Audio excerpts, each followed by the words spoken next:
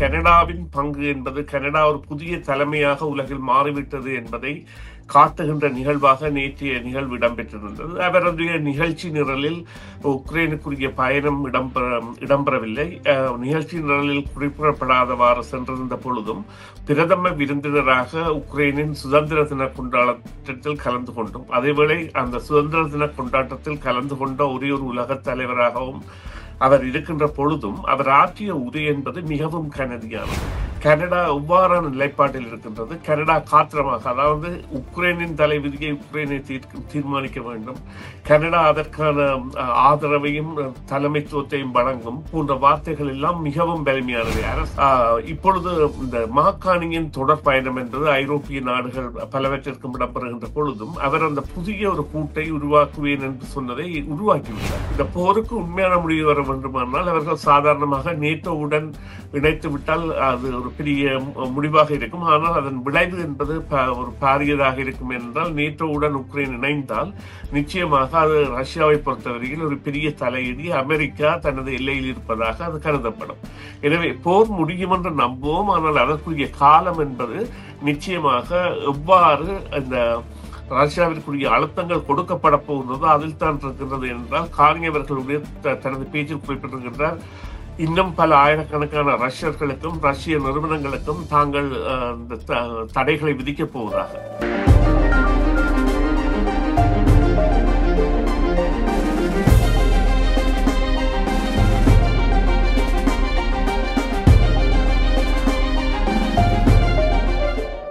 நேரம் காலை 8:15 மீண்டும் ஒரு காலை பொழுதில் நேர்களை அரசியல் ஆய்வு நிகழ்ச்சியில் சந்திக்கின்றோம். இன்றைய நிகழ்ச்சியில் எங்களுடன் வழமை போல் அரசியல் ஆலோசகர் சுரேஷ் தர்மா இணைந்திருக்கின்றார். வணக்கம் சுரேஷ். வணக்கம் தர்மா. வணக்கம் நேர்களே. இன்று பொதுவாகவே நான் உங்கள் பேச போகின்ற விடயம் என்னவென்று சொன்னால் உக்ரைன் ரஷ்யா போர் தொடர்பான விடயமாகத்தான் இருக்கப் போகின்றது. அண்மை காலமாக உலக நாடுகள் பலவற்றின் ஆதரவு உக்ரைனுக்கு இருந்து கொண்டு இருக்கிறது. நேற்றைய தினம் கனடிய பிரதமர் உக்ரைனுக்கு தனது ஒரு 2 மில்லியன் உதவி வழங்குவதாகவும் குறிப்பிட்டு இருக்கின்றார். இதே வேளையில் இந்த உதவி கிடைக்கின்ற நேரத்தில் ரஷ்ய வெளியுறவுத்துறை அமைச்சரும் ஒரு குற்றச்சாட்டை வைத்திருக்கின்றார். அவர் என்ன சொன்னால், ஐரோப்பிய நாடுகள் உக்ரைனுக்கு இந்த போரை முடிப்பதை விரும்புவதில்லை, தொடர்ந்தும் உதவிகளை செய்து கொண்டு இருக்கிறது என்று அவர் தனது கருத்தை வெளியிட்ட நிலையில் அமெரிக்க உப ஜனாதிபதி JD வான்ஸும் சொல்லியிருக்கின்றார், தொடர்ந்து அமெரிக்கா உக்ரைன் ரஷ்யா போர் நிறுத்தத்துக்கு பாடுபடும் என்று சொல்லியிருக்கின்றார். இந்த வேளையில் இந்த கனடிய பிரதமர் மார்கானி கீவுக்கு பயணம் செய்து உக்ரைனுடனான நட்புறவை வலுப்படுத்தியதோடு மட்டுமல்லாமல் தொடர்ந்தும் தனது ராணுவ உதவிகள், அந்த ராணுவ உதவிகளில் கவச வாகனங்கள், ட்ரோன்கள் என்று சொல்லி 2 மில்லியன் உதவி என்று அறிவித்து இருக்கின்றார். இப்படியாக பார்க்கின்ற பொழுது இந்த போர் கிட்டத்தட்ட இப்பொழுது 3 வருடங்கள் ஆகிவிட்டது. தொடர்ந்து இந்த உலக நாடுகள் உக்ரைனுக்கு உதவி செய்து கொண்டுதான் இருக்கின்றன. அதே நேரத்தில் மறுபக்கத்தில் இந்த சமாதான முயற்சிகள், போர் நிறுத்த முயற்சிகள் என்று அமெரிக்கா மற்றும் பல நாடுகள் முயற்சிகளையும் எடுத்துக்கொண்டுதான் இருக்கின்றன. இப்படி பார்க்கின்ற பொழுது உங்களுடைய பார்வையின் அடிப்படையில் இந்த உதவிகள் எவ்வளவு காலத்துக்கு உக்ரைனுக்கு தொடர்ந்து கிடைக்கப் போகின்றது? இந்த போர் போகின்ற அந்த போக்கை வைத்து பார்க்கின்ற பொழுது இதற்கு ஒரு முடிவு இருக்குமா என்பது எனக்கு மட்டுமல்ல, பொதுவாகவே இந்த போர் தொடங்கியதிலிருந்து அனைவருமே ஒரு எதிர்பார்த்து கொண்டிருக்கின்ற ஒரு ஆவலாக பார்த்து கொண்டிருக்கிற கேள்விதான். இதை பற்றி உங்களுடைய கருத்து என்ன? நிச்சயமாக, அதாவது கனடாவின் பங்கு என்பது கனடா ஒரு புதிய தலைமையாக உலகில் மாறிவிட்டது என்பதை காட்டுகின்ற நிகழ்வாக நேற்றைய நிகழ்வு இடம்பெற்றிருந்தது. அவருடைய நிகழ்ச்சி நிரலில் உக்ரைனுக்குரிய பயணம் இடம்பெறவில்லை. நிகழ்ச்சி நிரலில் குறிப்பிடப்படாதவாறு சென்றிருந்த பொழுதும் பிரதம விருந்தினராக உக்ரைனின் சுதந்திர தின கொண்டாட்டத்தில் கலந்து கொண்டோம். அதேவேளை அந்த சுதந்திர தின கொண்டாட்டத்தில் கலந்து கொண்ட ஒரே ஒரு உலக தலைவராகவும் அவர் இருக்கின்ற பொழுதும் அவர் ஆற்றிய உரை என்பது மிகவும் கனதியானது. கனடாவின் புதிய முகத்தை காட்டுகின்றது. கனடா உலக அரங்கில் எடுக்கப் போகின்ற ஒரு தன்னாதிக்க நிலைப்பாடு அல்லது அதாவது அந்த தலைமை ஏற்கின்ற நிலைப்பாட்டின் தெளிவான செயற்பாடாக இருக்கின்றது. குறிப்பாக அமெரிக்கா கூட இந்த விடயத்தில் தான் இந்த போர் நிறுத்தத்தை கொண்டு வருவேன் என்கின்ற பாணியில் செயற்பட்டு கொண்டிருந்தாலும் இவரது உரி என்பது இந்த 2 பில்லியன்கள் உதவி என்பது ஏற்கனவே G7 மகாநாட்டின் பொழுது அடையாளப்படுத்தப்பட்டிருந்தாலும் அதனை ஆணித்தரமாக தெரிவித்து அதில் $1 பில்லியன் டாலர்களுக்கு ஆயுத உதவிகளும் மற்றும் அங்கே ஆயுதங்கள் தயாரிப்பதற்கான வசதிகளும் செய்து கொடுப்பதோடு கனடா எவ்வாறான நிலைப்பாட்டில் இருக்கின்றது. கனடா காத்திரமாக, அதாவது உக்ரைனின் தலைவிதியை உக்ரைனை தீர்மானிக்க வேண்டும், கனடா அதற்கான ஆதரவையும் தலைமைத்துவத்தையும் வழங்கும் போன்ற வார்த்தைகள் எல்லாம் மிகவும் வலிமையானவை. அரசியல் அரங்கில் நிச்சயமாக இது டொனால்ட் ட்ரம்ப் அவர்களை மிகவும் ஒரு இக்கட்டுக்குள் உள்ளாக்கும். ஆனால் அவர் அதை கடந்து செல்வார் என்று நம்புகின்றேன். என்று சொன்னால் இப்பொழுது இந்த மாக்காணியின் தொடர் பயணம் என்பது ஐரோப்பிய நாடுகள் பலவற்றிற்கும் இடம்பெறுகின்ற பொழுதும் அவர் அந்த புதிய ஒரு கூட்டை உருவாக்குவேன் என்று சொன்னதை உருவாக்கிவிட்டார்.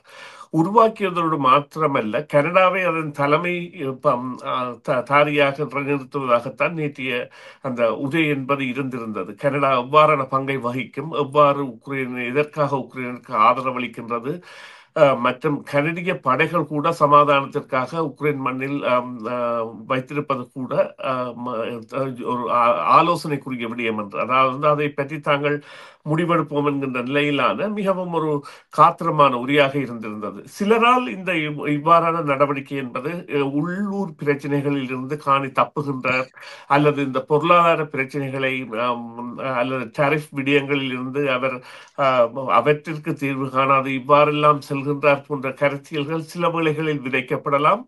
இருந்த பொழுதிலும் அவரது நடவடிக்கை என்பது ஒரு ராஜதந்திர அழகில் பார்ப்போமாக இருந்தால், அல்லது ஒரு நாடுகள் எவ்வாறு இணைய வேண்டும் என்பதற்கான ஒரு லீடர்ஷிப் அவருக்கு இருக்கின்ற அந்த அனுபவத்தின் வாயிலாக சில வேளைகளில் இவை வெளிப்பட்டிருக்கலாம்.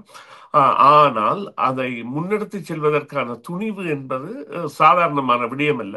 எனவே அந்த கனடா முதல் ஒரு காலகட்டத்தில் சமாதானத்திற்கான முகமாக இருந்திருந்தது. இப்பொழுது மற்ற நாடுகளின் இருப்புக்கான முகமாக அது இருக்கும் என்பதில் இவ்வாறான ஒரு நடவடிக்கை அவருடைய நடவடிக்கை காட்டி நிற்கின்றது. மறுபக்கமாக நீங்கள் கேட்ட கேள்வி, இந்த போர் எப்பொழுது முடியும், எவ்வாறு முடியும் என்பது, அதற்குரிய பேச்சுவார்த்தைகளுக்கான ஒரு முயற்சியை அமெரிக்கா எடுத்திருந்த பொழுதும் பூட்டின் அவர்கள் அதனை மௌனமாக கடந்து சென்றார். அது மறைமுக வெற்றியாளனாக மீண்டும் சென்று தாக்குதலை நடத்தி இப்பொழுது இன்னும் 2 பெரிய கிராமங்களை கூட கைப்பற்றி இருக்கிறார்கள். அவர்கள் அதை நகரங்கள் என்று குறிப்பிட முடியாத கிராமங்களை கூட உக்ரைனில் கைப்பற்றி இருக்கின்றார்கள். அதாவது நிலத்தாசை என்பதை அவர்கள் மேலும் நிராகரித்து அந்த உக்ரைனுடைய பிரதேசங்களை கைப்பற்றுவதற்கு காரணம் இது சில வேளைகளில் பேச்சுவார்த்தைகளில் அவர்களுக்கு உதவியாக இருக்கலாம் என்பதற்காக. ஆனால் பேச்சு ஒன்று இடம்பெறும் என்பதில் எந்தவித சந்தேகமும் இல்லை. ஆனால் இந்த பேச்சுக்களுக்கு இவ்வாறான உத்தரவாதம், இந்த காணி கொடுத்தது போன்ற உத்தரவாதம் கொடுக்கப்படாவிட்டால் நாளையும் உக்ரைன் என்பது தாக்கப்படக்கூடிய சாத்தியக்கூறு இருக்கின்றது. எனவே ஐரோப்பிய நாடுகளும் கனடாவும் அந்த அவர்களுக்குரிய ஒரு நிரந்தர உத்தரவாதத்தை கொடுப்பதற்கு முயற்சிக்கின்றார்கள். இந்த போருக்கு உண்மையான முடிவு வர வேண்டுமானால் அவர்கள் சாதாரணமாக நேட்டோவுடன் இணைத்து விட்டால் அது ஒரு பெரிய முடிவாக இருக்கும். ஆனால் அதன் விளைவு என்பது ஒரு பாரியதாக இருக்கும். என்றால் நேட்டோவுடன் உக்ரைன் இணைந்தால் நிச்சயமாக அது ரஷ்யாவை பொறுத்தவரையில் ஒரு பெரிய தலையீடு, அமெரிக்கா தனது எல்லையில் இருப்பதாக அது கருதப்படும். எனவே போர் முடியும் என்று நம்புவோம். ஆனால் அதற்குரிய காலம் என்பது நிச்சயமாக எவ்வாறு இந்த ரஷ்யாவிற்குரிய அழுத்தங்கள் கொடுக்கப்பட போகின்றதோ அதில் தான் இருக்கின்றது என்றால், கார்னி அவர்களுடைய தனது பேச்சில் குறிப்பிட்டிருக்கின்றார், இன்னும் பல ஆயிரக்கணக்கான ரஷ்யர்களுக்கும் ரஷ்ய நிறுவனங்களுக்கும் தாங்கள் தடைகளை விதிக்கப் போவதாக. ஆமாம், இந்த வேளையிலே இந்த மாக்காணி பற்றி குறிப்பிட்டிருக்க அவருடைய தலைமைத்துவத்தை பற்றியும் நீங்கள் குறிப்பிட்டிருந்தீர்கள். இவர் பிரதமராக பதவியேற்றதிலிருந்து அண்மையில் கிட்டத்தட்ட 4 தடவைகளுக்கு மேல் ஐரோப்பிய நாடுகளுக்கு பயணத்தை மேற்கொண்டு ஒரு சிறந்த ஒரு நட்புறவை ஐரோப்பிய நாடுகளுக்கிடையே மேற்கொண்டு வருகிறார். இந்த வேளையில் கடந்த வாரம் அமெரிக்க வரிகளில் சில வரிகளுக்கு எதிராக கெனடிய அரசாங்கம் விதித்த வரிகளை அவர் தவிர்த்திருந்தார். இதனால் இருவருக்கும் இடையில் அமெரிக்க ஜனாதிபதிக்கும் கனடிய பிரதமருக்கும் இடையிலான நட்புறவில் கொஞ்சம் வளர்ச்சி ஏற்பட்டு இருக்கின்றது. அந்த இவருடைய காணியின் முடிவை ட்ரம்பும் வரவேற்றி இருக்கின்றார். இப்படி பார்க்கின்ற பொழுது இந்த மார்க்காணி அண்மையில் இன்றைய தினம் வெளியான தரவுகளின்படி லிபரல் கட்சியின் ஆதரவு கொஞ்சம் வீழ்ச்சி அடைந்திருப்பதாகவும், அதாவது 41% 39% வந்திருப்பதாகவும், ஆனால் அதே வேளையில் மாக்காணியின் தலைமைத்துவத்துக்கு மக்கள் அங்கீகாரத்தை இன்னும் கொடுத்திருப்பதாகவும் கூறப்பட்டு இருக்கின்றது. ஆகவே இந்த சிக்கலான இந்த பொருளாதார சூழ்நிலைகளில் இந்த மாக்காணியின் தலைமைத்துவம் என்பது கனடா மக்களால் அங்கீகரிக்கப்பட்ட ஒன்றாகவே இந்த தரவுகளிலிருந்து எடுக்கப்பட்ட முடிவாக இருக்கிறது. இதை பற்றி நீங்கள் லேசாக சொல்லி இருந்தீர்கள். ஆனாலும் இதை பற்றி இந்த மாக்காணியின் இந்த தலைமைத்துவம், இந்த பொருளாதார சிக்கல்கள், அதாவது இந்த வரிகளை இவர் அமெரிக்காவுக்கு எதிராக இருந்த வரிகளை இவர் தளர்த்தியதன் மூலம் ஒரு அமெரிக்க வர்த்தக போரில் ஒரு சிறிய முன்னேற்றத்தை ஏற்படுத்தலாம் என்று எல்லோருமே எதிர்பார்த்து கொண்டு இருக்கின்றார்கள். அதை பற்றி உங்களுடைய கருத்து என்ன? நிச்சயமாக நீங்கள் குறிப்பிட்டது போல இந்த 2 வீத மாற்றம் என்பது எங்களை பொறுத்தவரையில் இப்பொழுது கருத்தில் எடுத்துக் கொள்ளப்பட முடியாத ஒரு விடயம் என்னவென்று சொன்னால், நாட்டிற்கு ஒரு தலைமை தேவை. அவ்வாறான தலைமைக்கானவராக யார் இருக்கக்கூடியவர் என்றதை மக்கள் கூறுகின்றார்கள். மாக்காணி தான் அதற்குரியவர் என்று. எனவே மக்களுடைய கருத்தாக அதனை ஏற்றி நாங்கள் பயணிப்போமாக இருந்தால், ஆமாம், அவர்கள் இப்பொழுது விட்டுக் கொடுப்புகளை மேற்கொண்டு இவ்வாறான நடவடிக்கைகளுக்கு, அதாவது வந்து உசா துணியாக இருப்பது, குறிப்பாக இந்த USMS எனப்படுகின்ற அமெரிக்கா மற்றும் கனடா, மெக்சிகோ ஆகியவற்றுக்கான உடன்பாட்டிற்கு கீழ் அது காலாவதியாகின்ற காலம் நெருங்குகின்றபடியால் இருக்கின்ற பொருட்களுக்கான வரி விதிப்புகள் எவ்வாறு இருக்கும் போன்ற பல இத்தியாதிகளையும் செய்ய வேண்டிய தேவையையும், அதேவேளை பொருளாதார ரீதியில் பாதிக்கப்படுகின்ற கனேடியர்களுக்கு எவ்வாறான உதவிகளை வழங்குவது என்பது, குறிப்பாக இந்த ஸ்டீல் இண்டஸ்ட்ரி எனப்படுகின்ற இந்த உருக்கு மற்றும் இரும்பு சார்ந்த மற்றது செம்பு சார்ந்த தொழில்துறைகள் கூட, இந்த செம்பு அந்த கொப்பர் இண்டஸ்ட்ரி கூட ஒரு பலத்த பாதிப்பை அடைகின்ற பொழுது அதனால் பலரும் வேலை இழக்கக்கூடிய சந்தர்ப்பங்களை ஏற்படுத்தக்கூடிய சாத்தியங்கள் இருக்கின்றன. ஆனால் அதற்குரிய மாற்று அமெரிக்காவில் உருவாக்கப்படுகின்றதா என்றால் அதுதான் இங்கே தீர்மானிக்கப்பட போகின்ற விடயமாக இருக்கின்றது. இங்கே இருக்கின்ற தொழில்துறைகளை குறைத்து அவர்கள் அங்கே உள்ள தொழில் முறைகளை கூட்டுவதற்கான அக்கறை அந்த அமெரிக்க மக்களிடையே இருக்கின்றதா, அவர்கள் அதன்படி செல்கின்றார்களா என்பதை நாங்கள் பார்க்க வேண்டிய தேவை இருக்கின்றது. என்று சொன்னால் அதுதான் நிச்சயமாக இந்த விடயத்தில் தீர்மானிக்க போகின்றது. குறிப்பாக பல குடியேற்றவாசிகளையும் வெளியேற்றுவதற்கான காரணம் அமெரிக்கர்களுக்கு வேலை வாய்ப்புகள் கொடுப்பதற்காக. ஆனால் அமெரிக்கர்கள் வேலைக்கு தயாராக இருக்கின்றார்களா? அதே கேள்வியைத்தான் அங்கே கனடாவிலும் நாங்கள் எங்களுக்குரிய தர்க்கீகமான பதிலாக பார்க்க வேண்டிய விடயம் என்னவென்று சொன்னால், அமெரிக்கா எடுக்கின்ற முயற்சிகளுக்கு அமெரிக்க தொழில் அதிபர்களும் அமெரிக்க தொழிலாளர்களும் அமெரிக்க சந்தையும் ஆதரவு கொடுக்குமாக இருந்தால் அது கனடாவிற்கு பாதிப்பு. ஆனால் மறுபக்கமாக அவ்வாறான பாதிப்பு வருவதற்கு முன்னரே தங்களுடைய உறவுகளை வளர்ப்பதற்கான சந்தைகளை இவ்வாறு ஐரோப்பிய நோக்கியும் சீனா நோக்கியும் ஜப்பான் நோக்கியும் அல்லது தென்கொரியா நோக்கியும் நகர்த்துவது என்பது ஒரு இன்றியமையாத விடயமாக கனடாவால் தற்பொழுது அதாவது வந்து மிகவும் மெதுவாக நகர்த்தப்பட்டு கொண்டிருக்கின்றது.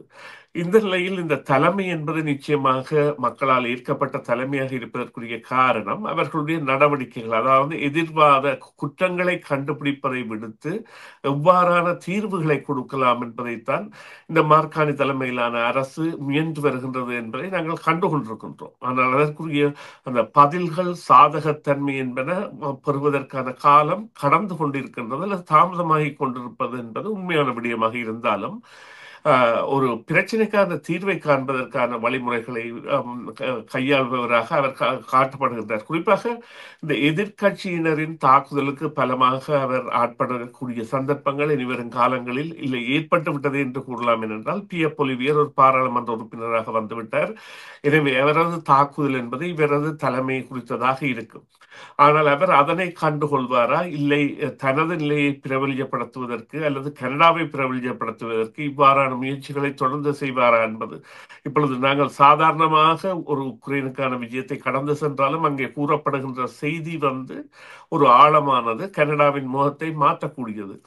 எனவே இவையெல்லாம் மக்களிடையே எவ்வாறான ஆதரவை பெறும் என்பதை பொறுத்துத்தான் இந்த விடயங்கள், அதாவது வந்து தலைமைத்துவம் மற்றும் கட்சியின் சார்பான விடயங்கள். இப்பொழுது ஒரு குறிப்புக்கு நீங்கள் எடுத்து பார்ப்பீர்களானால், இப்பொழுது யாராவது தேர்தலை வரவேற்பார்களாக இருந்தால் அல்லது அதற்கான ஒரு அழுத்தத்தை கொடுப்பார்களாக இருந்தால் மக்களால் நிச்சயமாக அவர்கள் ஆதரவை பெற மாட்டார்கள். ஏனென்றால் மக்களை பொறுத்தவரையில் இப்பொழுது இந்த உடனடி தீர்வு கனடாவில் எப்பொழுதுமே ஏற்படாத ஒரு நிலைமை ஏற்பட்டிருக்கின்றது. அதே போன்று இந்த 51வது மாகாணம் என்கின்ற சொல்லாடல் நிறுத்தப்பட்டிருக்கின்றது. இவருடைய வருகை, இவருடைய ஆளுகைக்கு பின்னர் அந்த வார்த்தை பிரயோகங்களை அமெரிக்கா கைவிட்டு விட்டது. எனவே இவையெல்லாம் தீர்மானிக்கக்கூடிய சக்திகளாக மாறி வருகின்றன. எனவே இந்த காலம் எவ்வாறு இதனை கடத்தி செல்ல போகின்றதோ அதுதான் மாக்காணி அவர்களின் தலைமை குறித்த பதிலை கூறும். அதேவேளை மக்கள் கட்சிகளுக்கு வழங்குகின்ற ஆதரவு குறித்த நிலையையும் தெரிவிக்கும். நன்றி சுரேஷ். இந்த வேளையில் இணைந்து கொண்டு எங்கள் அரசியல் தொடர்பான கருத்துக்களை எங்களுடன் பகிர்ந்து கொண்டதற்கு. மீண்டும் ஒரு பொழுதில் உலக அரசியல் நிலவரம் தொடர்பாக உங்களுடன் பேசிக்கொள்வோம். நன்றி, இணைந்து கொண்டதற்கு. மீண்டும் சந்திப்போம். நன்றி தர்மா. நன்றி நேயர்களே. மீண்டும் ஒரு பொழுதில் சந்திப்போம். CMR யூடியூப் சேனலில் இணைந்திருக்கும் நேர்கள் அனைவருக்கும் எமது நன்றி. காமெண்ட்ஸ் பகுதியில் உங்கள் கருத்துக்களை தெரிவிக்க தவறாதீர்கள். முக்கிய செய்திகள், காணொளி தொகுப்புகள், நேர்காணல் என பலதரப்பட்ட அம்சங்களையும் உங்களுக்காக தருகின்றது CMR யூடியூப் சேனல். CMR என்று சர்ச் செய்து எமது யூடியூப் சேனலை சப்ஸ்கிரைப் பண்ணுங்கள். உங்கள் உற்றார் உறவினர் நண்பர்களோடும் இந்த காணொளி தொகுப்புகளை பகிர்ந்து கொள்ளுங்கள். அருகில் இருக்கின்ற முக்கிய காணொளி தொகுப்புகளையும் தவறவிடாமல் பாருங்கள்.